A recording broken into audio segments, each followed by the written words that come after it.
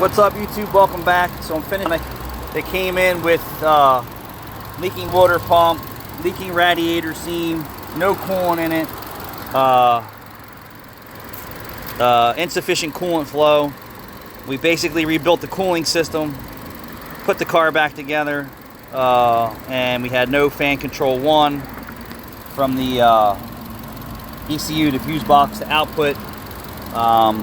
Another technician who was working on us didn't really look at the fan. He should have looked at the fan. So this is pulse width modulated through a fan resistor. And I don't know what you did with the fan. Did you throw the fan in the dumpster already? Did you throw the fan in the dumpster? So I just wanted to show you guys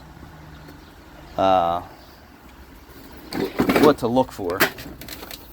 So if you look at the fan shroud here, you can see this is a fan resistor, and you can see that the coil on the ceramic resistor is burned up.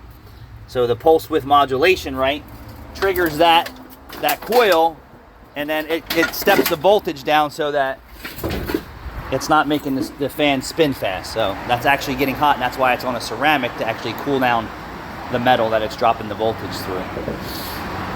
So my guy should have picked that up on his disassemble and reassemble process.